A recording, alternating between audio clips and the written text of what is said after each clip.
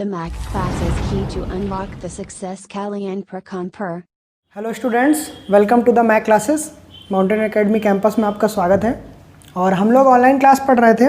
आज online class में हम लोगों ने एक्सक्रीटरी सिस्टम स्टार्ट कर लिया था, मतलब मानव का उत्सर्जन तंत्र स्टार्ट कर लिया था। और उत्सर्जन तंत्र की बात हम लोग कर चुके थे कि कैसे क्या होता है, उत्सर्जन तंत्र क्या होता है। हम लोगों ने बेसिक चीज़ें पढ़ ली थी। आज हम लोग ह्यूमन का एक्सक्रीटरी सिस्टम स्टार्ट करेंगे। मैंने आपको बताया था कि कैसे लाइफ कैसे वाटर से लैंड पे आई, मतलब पानी से ज़मीन पर आई, फिर ज़मीन से किस तरीके से हमारे ऑर्गेनिज्म ने, मतलब पक्षियों ने उड़ना सीखा और कहाँ पहुँच गए वो, बहुत दूर मील बहुत रास्ता तय करने लगे और ऊपर पहुँचने लगे। तो जैसे जैसे जब जीवन पानी में था, जब जीवन वाटर में था, तब किस तरीके से हम लोग, मतलब हमारे ऑर्गेनिज्म जो थे वो एक्सक्रीट करते थे अपना वेस्ट प्रोडक्ट, जितना भी उत्सर्जन करते थे वो कैसे करते थे।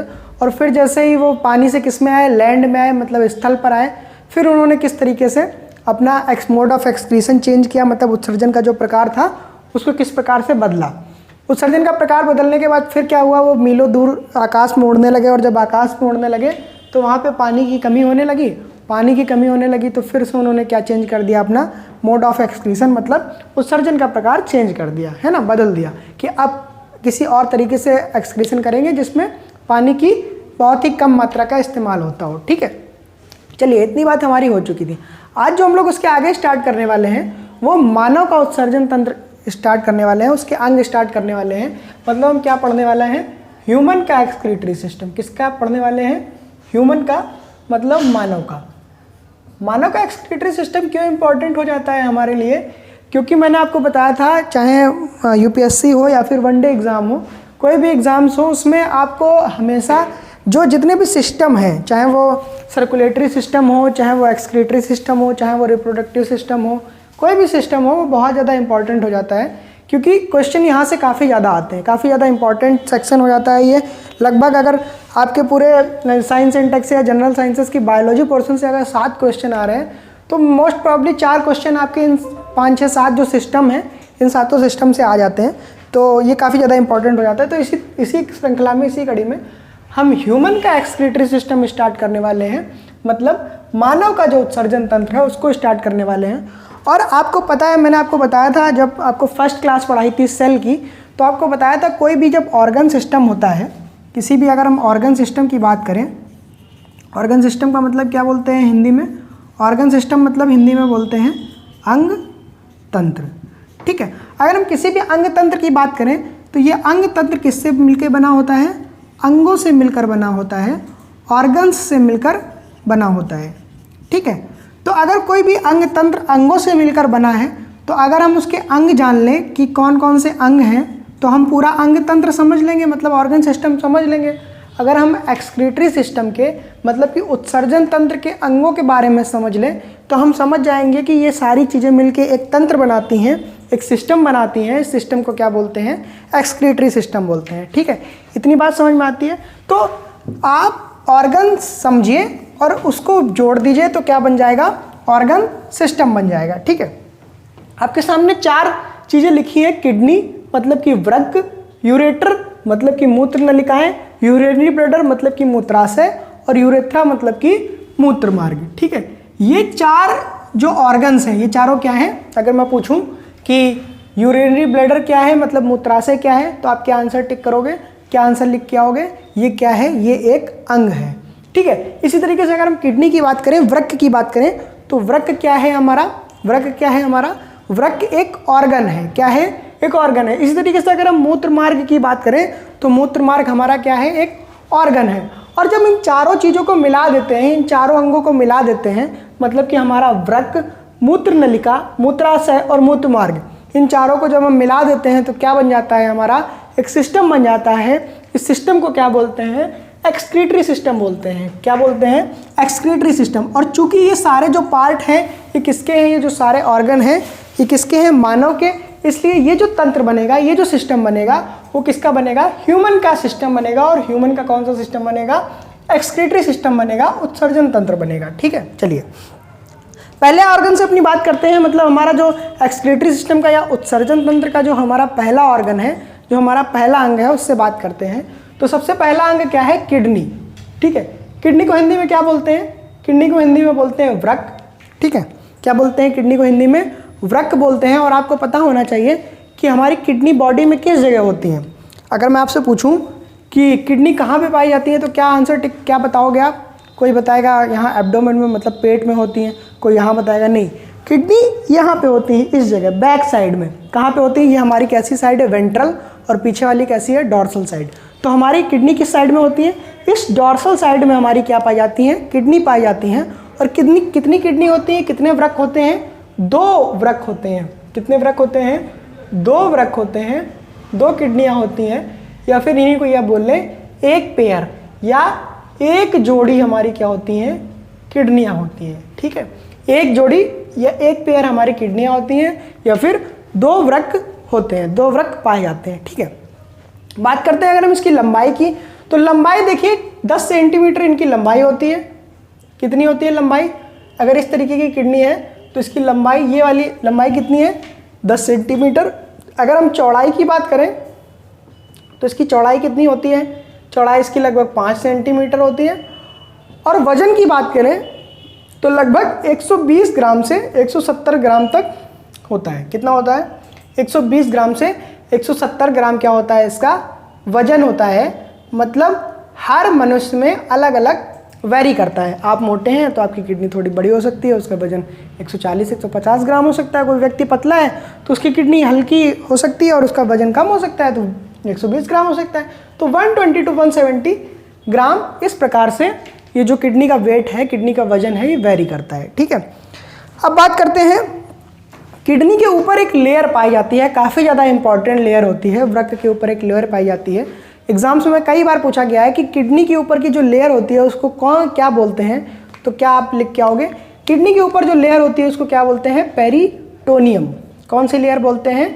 पेरिटोनियम लेयर बोलते हैं। कई बार एग्जाम्स में पूछा जा चुका है, चाहे वो वनडे एग्ज़ाम हो या फिर आपका सिविल सर्विसेज यूपीएससी एग्जाम्स हो, तो उसमें आपको ऐसे आंसर लिख के आएगा कि किडनी के या वृक्क के ऊपर की परत को क्या कहते हैं? वृक्क के ऊपरी परत को क्या कहते हैं? या फिर वृक्क की ऊपरी परत किससे बनी होती है? ठीक है, 4 अलग अलग आंसर लिखेगा और आपसे क्या करेगा? आपसे पूछेगा, आपसे सही आंसर लिखवाने की कोशिश करेगा, टिक करवाने की कोशिश करेगा। तो आप क्या टिक करके आओगे? पेरिटोनियम टिक करके आओगे। याद रखना, वृक्क की किडनी या फिर किडनी की जो लेयर है वो कौन सी है? पेरिटोनियम लेयर है, या इसी को कई बार क्या बोलते हैं? पेरिटोनियल लेयर भी बोलते हैं, ठीक है। कौन सी लेयर बोलते हैं? पेरिटोनियल, ठीक है। इतनी बात समझ में आई? टोनियम की जगह क्या हो जाता है? बस टोनियल हो जाता है। कई बार पेरिटोनियम लिखा होगा या पेरिटोनियल। जब 2 की बात करेंगे तो पेरिटोनियल और सिंगल की बात करेंगे तो पेरिटोनियम, ठीक है। अब बात करते हैं, देखिए इस किडनी को मैंने क्या किया? इस किडनी को मैंने इस तरीके से काट दिया। जैसे आप कोई भी फल लीजिए, उसको वर्टिकली काट दीजिए तो वो कुछ इस प्रकार का दिखेगा। कैसा दिखेगा? जैसे ये बोर्ड है, इस तरीके का दिखेगा। अब बात करें, किडनी में 2 इम्पॉर्टेंट जो पार्ट हैं, जो 2 इम्पॉर्टेंट रीजन हैं, उन रीजन्स के हिसाब से, उन क्षेत्रों के हिसाब से, जैसे कि आप जिस भी शहर में रहते होंगे वहाँ एक डेंस क्षेत्र होगा जहाँ पे जनसंख्या बहुत ज़्यादा होगी, और एक ऐसा क्षेत्र होगा जहाँ पे जनसंख्या कम होगी। तो इसी के हिसाब से किडनी में जहाँ डार्क मैटर पाया जाता है, जहाँ का रीजन डार्क होता है उसको कुछ और नाम दिया गया, और जहाँ पे जो मैटर था वो हल्का था उसको कुछ और नाम दिया गया। तो जो डार्क पार्ट होता है किडनी का, उस डार्क पार्ट को क्या बोलते हैं? कॉर्टेक्स बोलते हैं या फिर वल्कुट बोलते हैं। क्या बोलते हैं? कॉर्टेक्स या वल्कुट, ठीक है। और जो हल्का पार्ट होता है उसको क्या बोलते हैं? मेडुला बोलते हैं। क्या बोलते हैं? मेडुला बोलते हैं। हिंदी में भी क्या बोलते हैं? इसको मेडुला ही बोलते हैं, ठीक है। कॉर्टेक्स को जरूर वल्कुट बोलते हैं, लेकिन जो मेडुला है उसको मेडुला ही बोलते हैं। किडनी की जो फंक्शनल यूनिट है, जैसे अगर हम बॉडी की बात करें, हम शरीर की बात करें, तो हमारे शरीर की फंक्शनल यूनिट क्या है? हमारा शरीर किससे बना है? हमारे शरीर, जो हमारी बॉडी है, शरीर है, उसकी संरचनात्मक एवं क्रियात्मक इकाई मैंने क्या बताई थी आपको? हमारी क्लास ही वहीं से स्टार्ट हुई थी, सेल, कोशिका बताई थी। इसी तरीके से जो किडनी की फंक्शनल यूनिट है, क्या बात करें? किडनी की फंक्शनल यूनिट, ठीक है, क्रियात्मक इकाई, मतलब जिस इकाई से किडनी की सारी क्रिया होती है, उस क्रियात्मक इकाई को क्या बोलते हैं? क्या बोलते हैं? जल्दी से बता दो। उस क्रियात्मक इकाई को क्या बोलते हैं? नेफ्रॉन बोलते हैं। क्या बोलते हैं? नेफ्रॉन बोलते हैं। और नेफ्रॉन को हिंदी में क्या बोलते हैं? वृक्काणु। किडनी को वृक्क, किडनी को क्या बोलते हैं? वृक्क, और इसी तरीके से नेफ्रॉन को क्या बोलते हैं? वृक्काणु, वृक्काणु। तो फंक्शनल यूनिट किडनी की क्या हुई? क्रियात्मक इकाई किडनी की क्या हुई? वृक्काणु हुआ या फिर नेफ्रॉन हुआ। जो नेफ्रॉन है हमारा, ये जो हमारा नेफ्रॉन है, ये नेफ्रॉन काफ़ी ज़्यादा इंपॉर्टेंट हो जाता है, क्योंकि पूरे एक्सक्रीटरी सिस्टम में, ह्यूमन एक्सक्रीटरी सिस्टम में ये अकेला एक नेफ्रॉन एक क्लास लेता है। काफ़ी ज़्यादा इलेबोरेटेड स्ट्रक्चर है इसका, और काफ़ी सारी चीज़ें इससे हम लोग करते हैं। इससे काफ़ी सारी चीज़ें आपको पता चलेंगी कि नेफ्रॉन के क्या क्या काम होते हैं। ठीक है, तो नेफ्रॉन को याद रखिएगा। नेफ्रॉन कहाँ पाया गया हमारा? नेफ्रॉन किसके अंदर पाया गया? किडनी के अंदर पाया गया या वृक्क के अंदर पाया गया। कितने होते हैं? काफ़ी सारे होते हैं, मिलियंस में हो सकते हैं। ठीक है, अलग अलग होते हैं, अलग अलग जगह पे अलग अलग पाए जाते हैं। किडनी को क्या बोला गया? ये वृक्क, और जो हमारा नेफ्रॉन है उसको क्या बोला गया? वृक्काणु बोला गया। ठीक है, तो इतनी बात हो गई। वृक्काणु जो हमारा किडनी थी उसको दो पार्ट में डिवाइड किया हमने, कॉर्टेक्स और मेडुला। कॉर्टेक्स को क्या बोला? कॉर्टेक्स को बोला वल्कुट, और मेडुला को क्या बोला? मेडुला। ठीक है, बात समझिए, जो कॉर्टेक्स है मतलब वल्कुट है या मेडुला है, इन दोनों ही जगह क्या पाए जाते हैं? नेफ्रॉन पाए जाते हैं। मतलब ऐसा नहीं है कि सिर्फ कॉर्टेक्स में नेफ्रॉन पाए जाएंगे या मेडुला में नेफ्रॉन पाए जाएंगे। कॉर्टेक्स में भी नेफ्रॉन होता है, मेडुला में भी नेफ्रॉन होता है। कई बार क्या होता है, नेफ्रॉन का आधा पार्ट कॉर्टेक्स में होता है और आधा पार्ट किस में होता है? मेडुला में होता है। ठीक है, मतलब आधा रीजन कॉर्टेक्स में होगा और आधा रीजन मेडुला में होगा। इस तरीके से भी नेफ्रॉन पाए जाते हैं। चलिए, अब क्या होता है, जब जो लोग सॉल्टी वाटर लेते हैं, मतलब जिनके पानी में नमक की ज़्यादा मात्रा होती है, सॉल्ट ज़्यादा होता है, तो क्या आपको पता है जो किडनी है वो ब्लड को क्या करती है? प्योरीफाई करती है। ठीक है, ये कॉन्सेप्ट थोड़ा सा आप समझ लीजिए। ब्लड दो जगह प्योरीफाई होता है। ठीक है, ब्लड प्योरीफिकेशन की बात करें या फिल्ट्रेशन की बात करें, किसकी बात करें? ब्लड प्योरीफिकेशन की या फिल्ट्रेशन की बात करें, मतलब ब्लड के शुद्धिकरण की बात करें, शुद्धिकरण की बात करें, तो ब्लड किन किन जगह फिल्टर होता है, किन किन जगह शुद्ध होता है। तो पहला तो हमारा क्या है? पहला हमारा क्या है? लंग्स, या फिर हम बात करें फेफड़े। ठीक है, आपको सर्कुलेटरी सिस्टम में मैं बता चुका हूँ फेफड़े का कॉन्सेप्ट। और दूसरा क्या है हमारा? किडनी या फिर नेफ्रॉन, किडनी या फिर नेफ्रॉन। ठीक है, किडनी की फंक्शनल यूनिट नेफ्रॉन, इसलिए हम नेफ्रॉन लिखते हैं, मतलब वृक्क और वृक्काणु। ठीक है, लंग्स मतलब फेफड़े। जब बात करें ऑक्सीजन और डीऑक्सीजनेट ऑक्सीजन की, ऑक्सीजन और कार्बन डाइऑक्साइड की बात करें, मतलब ऑक्सीजन के हिसाब से ऑक्सीजन के रूप में ब्लड कहाँ प्योरीफाई होता है, या ब्लड ऑक्सीजनेटेड कहाँ पे होता है, ब्लड का प्योरीफिकेशन ऑक्सीजन के फॉर्म में कहाँ होता है। तो क्या आंसर टिक करके आओगे आप? फेफड़े टिक करके आओगे, लंग्स टिक करके आओगे। ठीक है, क्या टिक करके आओगे? लंग्स टिक करके आओगे। और किडनी की बात करें तो किडनी में किसका फिल्ट्रेशन होता है? यूरिया का फिल्ट्रेशन होता है। ठीक है, जितनी भी बॉडी में यूरिया बनती है वो कहाँ पे फिल्टर होती है? किडनी में फिल्टर होती है या फिर वृक्क में फिल्टर होती है। तो अब से आपसे कोई भी क्वेश्चन ये करे, या किसी भी एग्जाम में कोई क्वेश्चन आए कि जो हमारा ब्लड है वो प्योरीफाई कहाँ पे होता है, तो आप वहाँ पे ये बात ज़रूर लिखी होगी कि वो यूरिया के फॉर्म में फिल्ट्रेशन की बात कर रहा है या फिर ऑक्सीजन के फॉर्म में फिल्ट्रेशन की बात कर रहा है। मतलब ऑक्सीजन के रूप में ब्लड का शुद्धिकरण पूछ रहा है या फिर यूरिया के रूप में ब्लड का शुद्धिकरण पूछ रहा है। ठीक है, इतनी बात समझ आई। चलिए सॉरी, इसके आगे देखते हैं। ये बात होगी फिल्ट्रेशन की। अब बात करते हैं जो किडनी में ब्लड लेके आने वाली एक नलिका होती है, एक सेल होती है। जैसे ये किडनी है, इस किडनी में जो ब्लड लेके आ रही है, इस किडनी में जो ब्लड लेके आ रही है, उस नलिका का क्या नाम होता है? क्योंकि ये क्वेश्चन एग्जाम्स में पूछा जा चुका है। तो 4 ऑप्शन लिख के आए होंगे इसमें, जिसने भी एग्ज़ाम के पेपर लास्ट ईयर के देखे हैं तो उसमें क्या क्या लिखा होता है। या तो लिखेगा वो आर्टरी, क्या क्या लिखेगा, इधर लिख देता हूँ। किडनी के पास जो ब्लड लेके आती है सेल, जो वेसल किडनी तक ब्लड लेके आती है, उसमें 4 ऑप्शन लिखे होंगे आपके, आर्टरी है ना, या फिर धमनी हिंदी में। दूसरा क्या लिखा होगा? वेन या फिर शिरा। और 2 ऑप्शन ऐसे बनाएगा, रीनल आर्टरी, क्या बनाएगा? Renal artery. और चौथा ऑप्शन क्या बनाएगा? Renal vein. ठीक है, तो आप लोग ये कंफ्यूज रहेंगे कि भाई ब्लड प्योरीफाई होने आ रहा है, जब प्योरीफाई होने आ रहा है तो ज़रूर सी बात है कि वो कैसा ब्लड होगा? मतलब अशुद्ध ब्लड होगा। और हमने सर्कुलेटरी सिस्टम में क्या पढ़ा था कि अशुद्ध रक्त कहाँ बहता है, सिराओं में बहता है, वेन में बहता है। तो आप तुरंत टिक करके आओगे वेन। नहीं, अगर आपको लगेगा कि वेन नहीं है, कुछ रिनल जैसा कुछ अच्छा है, अच्छी वेन का नाम, डीप वेन का नाम बता रहा है, मतलब सिरा का एक इंपॉर्टेंट नाम बता रहा है रिनल वेन, तो आप रिनल वेन टिक करके आओगे, है ना, या फिर रिनल सिरा टिक करके आओगे। तो ये एकदम आपका क्वेश्चन आंसर क्या हो जाएगा, गलत हो जाएगा। क्यों गलत हो जाएगा?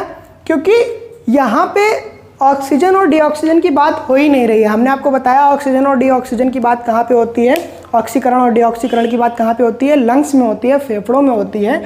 जब भी बात करेंगे कि यूरिया का प्यूरिफिकेशन या यूरिया किस तरीके से शुद्ध होती है, यूरिया का शुद्धिकरण कहाँ पे होता है, तो क्या आंसर टिक करके आना है आपको क्या टिक करके आना है, हमारी किडनी में शुद्ध होता है या फिर वृक्क में शुद्ध होता है। तो वृक्क तक जो वेसल्स, जो नलिकाएं किडनी तक या फिर वृक्क तक ब्लड लेके आती हैं, उन नलिकाओं को या फिर उन वेन्स को, उन आर्टरीज को, या जो भी है वो पाइप है, उस पाइप को क्या बोलते हैं, रिनल आर्टरी बोलते हैं। क्या बोलते हैं, रिनल आर्टरी। और जब एक बार ये बात कंफर्म हो गई कि वो आर्टरी है, तो मतलब वो धमनी है, रिनल धमनी है। और रिनल धमनी से क्या आएगा, कहाँ तक ब्लड आएगा, किडनी तक ब्लड आएगा। ये क्वेश्चन पूछा जा चुका है, काफ़ी ज़्यादा इंपॉर्टेंट, कई बार पूछा जा चुका है।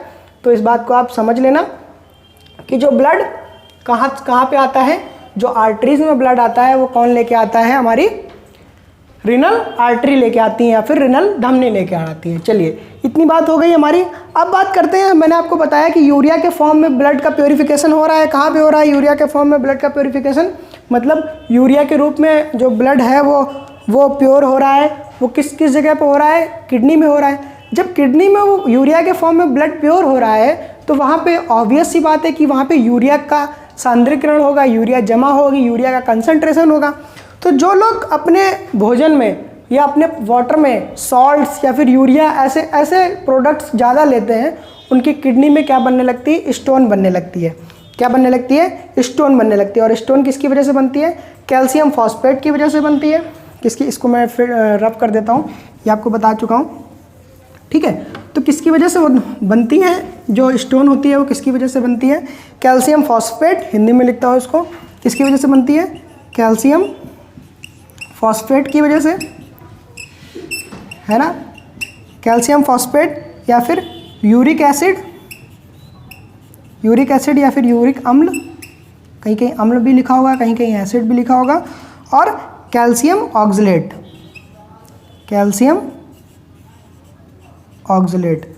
कहीं कहीं ये सारे ऑप्शन नहीं देगा आपको, है ना। हो सकता है 3 ऑप्शन ना दे, हो सकता है सिर्फ एक ही ऑप्शन दे। तो जहाँ पे एक ऑप्शन देगा, वो एक ऑप्शन सबसे ज़्यादा इंपॉर्टेंट कौन सा ऑप्शन होगा, ये हमारा लास्ट वाला कैल्शियम ऑक्सलेट। कौन सा ऑप्शन होगा, कैल्शियम ऑक्सलेट। ऑक्सलेट जो होता है, ऑक्सलेट आयन COO-, इसकी वजह से सबसे ज़्यादा क्या होती है, हमारी बॉडी में क्या बनता है, स्टोन बनती है। और यही मेन रेस्पॉन्सिबल होता है किसके लिए, स्टोन फॉर्मेशन के लिए। होता क्या है, आपकी किडनी में कहीं एक ऑक्सलेट आयन फंस गया, है ना, और वहाँ पे वो ऑक्सलेट आयन किडनी के किसी भी एक कोने में जाके फंस गया, आपने खाया और वो वहाँ पे जाके बन गया। अब क्या होगा, धीरे धीरे इसमें आके ऑक्सलेट आयन चिपकते रहेंगे और ये ऑक्सलेट आयन क्या होता रहेगा, बड़ा होता रहेगा। तो आपकी 1 मिलीमीटर से भी छोटी किडनी कभी कभी 6 मिलीमीटर, 10 मिलीमीटर, 15 मिलीमीटर और कई बार सेंटीमीटर्स में भी हो जाती है, ठीक है। तो ये बात काफ़ी ज़्यादा इंपॉर्टेंट है, क्योंकि ऑक्सलेट आयन आपकी बॉडी में कहीं भी लग जाता है, फिर उसका क्या होने लगता है, फिर वो कंसंट्रेट होने लगता है, वो चिपकने लगता है और क्या बनती है, किडनी में क्या बन जाती है, स्टोन बन जाती है, पथरी हो जाती है, ठीक है। तो काफ़ी ज़्यादा इंपॉर्टेंट है। और कैल्शियम ऑक्सलेट पे क्वेश्चन कई बार पूछा जा चुका है कि जो किडनी में स्टोन होती है, किडनी में जो हमारा पथरी होती है, वो किस आयन की वजह से होती है, कैल्शियम ऑक्सलेट आयन की वजह से होती है, ठीक है। तो ये हमारी बेसिक बात है किडनी की। किडनी में जो सबसे ज़्यादा इंपॉर्टेंट चीज़ है वो क्या है, नेफ्रॉन। जिस नेफ्रॉन की वजह से हमारा पूरा क्या बनता है, मूत्र बनता है। इस मूत्र को पढ़ने के लिए हमको एक सेपरेट क्लास चाहिए होगी, जिसमें हम बताएंगे कैसे ब्लड आता है, ब्लड कैसे फिल्टर होता है, क्या क्या चीज़ें ब्लड से बाहर जाती हैं, लूप ऑफ हेनले क्या होता है, ascending loop of Henle, descending loop of Henle क्या होता है, कलेक्टिंग डक्ट क्या होती है, सारी चीज़ें पढ़ेंगे। और फिर पूरा मतलब हमारी यूरिन का फॉर्मेशन पढ़ेंगे, किस तरीके से मूत्र बनता है और कैसे ब्लड प्योरीफाई होता है, ठीक है। तो अभी हमने समझा किडनी के बारे में। किडनी के बाद क्या होता है, जब किडनी में क्या था, नेफ्रॉन थी, और नेफ्रॉन ने क्या बना दिया, नेफ्रॉन ने यूरिन का फॉर्मेशन कर दिया, मूत्र का फॉर्मेशन कर दिया। अब ये मूत्र, ये जो हमारा मूत्र है, ये नलिकाओं द्वारा कहाँ आएगा, यूरिनरी ब्लैडर में आएगा। कहाँ पे आएगा, यूरिनरी ब्लैडर में आएगा। और यूरिनरी ब्लैडर को हिंदी में क्या बोलते हैं, मूत्राशय बोलते हैं। तो देखिए, किडनी से यूरिनरी ब्लैडर तक, मतलब वृक्क से मूत्राशय तक जो पाइप, जो नलिकाएं मूत्र पहुंचाती हैं या यूरिन पहुंचाती हैं, उन नलिकाओं को, उन वेसल्स को क्या बोलते हैं, मूत्र नलिकाएं बोलते हैं या यूरेटर्स बोलते हैं। ठीक है, ये देखिए, ये हमारी क्या है, किडनी, वृक्क है। वृक्क में हमारा क्या बन गया, यहाँ पे मूत्र बन गया। अब इस मूत्र को क्या क्या करना है, पास करना है, कहाँ पहुँचाना है, इस यूरिनरी ब्लैडर में। ब्लैडर क्या होता है, ब्लैडर एक प्रकार का ऐसा आप ये बोल लीजिए बैग होता है, एक ऐसा पाउच होता है, थैला होता है, जिसमें यूरिन कलेक्ट होता रहता है। आपको पता है, जब ये दोनों किडनी क्या करती हैं, मूत्र बनाती हैं, मतलब आपके ब्लड को प्यूरिफाई करती हैं, और एक एक ड्रॉप इस यूरिनरी ब्लैडर में डिप करके गिरता रहता है। और एक टाइम ऐसा आता है जब उसमें 200 से 300 ml है ना, आपके क्षमता के अनुसार 300 400 200 से 400 ml के बीच में जब इसमें यूरिन कलेक्ट हो जाता है, तो इसकी मसल्स क्या होती हैं, इसकी मसल्स फैलने लगती हैं। इसकी मसल्स कैसी होने लगती हैं, फैलने लगती हैं। और जब इसकी मसल्स फैलने लगती हैं, तो इन मसल्स में क्या होता है, इन मसल्स में न्यूरॉन्स होते हैं जो दिमाग को मैसेज पहुंचाते हैं। किसको मैसेज पहुंचाते हैं, ब्रेन को मैसेज पहुंचाते हैं। ब्रेन बोलता है कि यूरिनरी ब्लैडर भर गया है। क्या भर गया है, हमारा जो हमारा मूत्राशय है, जो ब्लैडर है, जो पाउच है, थैला है, वो भर चुका है। अब इसको क्या करना है, हमको खाली करना है। तभी आप देखिए, आप पानी पीते रहते हैं और आपका ब्लड फिल्टर होता रहता है। ब्लड से जो भी यूरिन बनती है, वो सारी यूरिन कहाँ पहुँचती रहती है, इस पाउच में पहुँचती रहती है।